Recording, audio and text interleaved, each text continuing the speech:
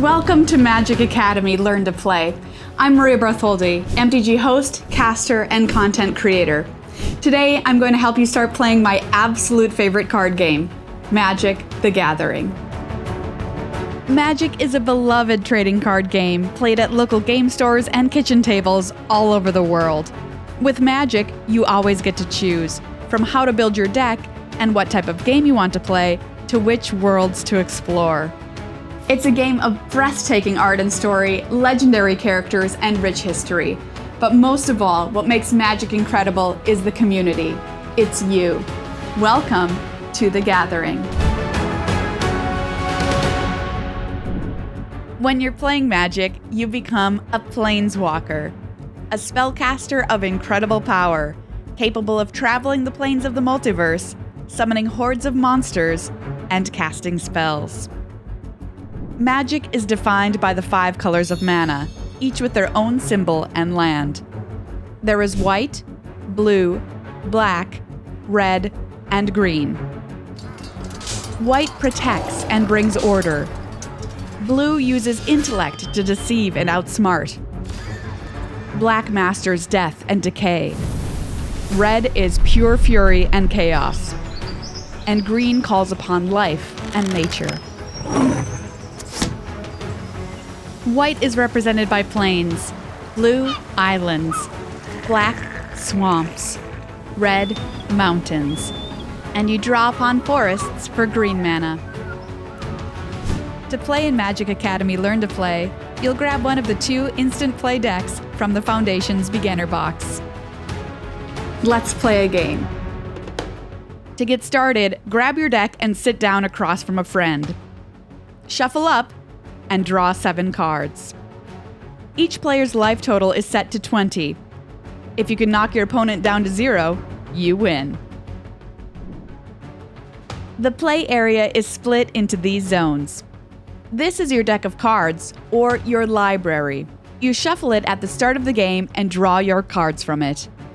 Next on our tour is the discard pile, or graveyard. This is where cards go when they are destroyed or discarded.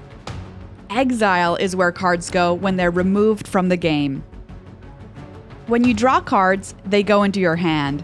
This is private, so don't show your opponent. The rest of the play area in front of you is the battlefield. This is where permanent cards hang out when they're in play. Down here, you place your lands, which you draw upon or tap for mana needed to cast spells. Let's break down a card. We've got the card name, Vampire Nighthawk. Mana is energy that is used to cast spells. In the top right, each card has a mana cost. So Vampire Nighthawk requires 2 black mana, plus 1 mana of any color to cast. Creatures, auras, enchantments, and lands are permanents that hang around on the battlefield. Sorceries and instants are one and done, going to the graveyard after their effect takes place. The expansion symbol tells us what set a card is from and its rarity. Our text box tells us what the card does, but if you need help, just ask a friend. Creatures have a power and toughness. Power is how much damage a creature deals in combat. Toughness is how much damage is needed to destroy a creature. Auras power up a creature, giving it extra abilities. You can place them underneath a creature, like this. Now we can cast a spell. Mana comes from lands. You tap lands, or turn them sideways, to draw upon their mana. Volcanic Dragon costs 4 mana of any color and 2 red mana. We'll tap 2 forests for 2 green mana and 2 mountains for 2 red mana to pay 4 total. Then we'll tap 2 more mountains to pay 2 red. When lands are tapped for mana, we turn them sideways to show we can't use them again until our next turn. Magic is a turn-based game. You take a turn, and then I take a turn. Each player's turn is broken up into phases, which let you know what you can do and when. Your turn is broken down into 5 phases. The beginning phase, your first main phase, combat, a second main phase, and the end step. First is the beginning phase, which has 3 steps: untap, upkeep, and draw. During the untap step, you'll untap all your tapped cards. You'll go through an upkeep, which doesn't do anything on its own, but is referenced on some cards. Then comes the draw step, where you'll draw your card for the turn. Your pocket reference card lists these steps of a turn, if you forget. Say it with me. Untap, upkeep, draw. Untap, upkeep, draw. Untap, upkeep, draw. Untap, upkeep, draw! Nice. In the first main phase of your turn, you can cast spells and play 1 land card. Then you'll go to combat. You get to choose which, if any, of your creatures will attack, and your opponent can choose which, if any, of their creatures will block.